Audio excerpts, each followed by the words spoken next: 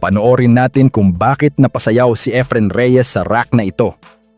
Maganda ang kalat ng mga bola sa rack na ito at naipasok ni Efren ang iba pang mga bola. Ngunit hindi naging maayos ang pagposisyon niya ng cue ball para sa 8 ball. Makikita na halos magkadikit ang dalawang bola.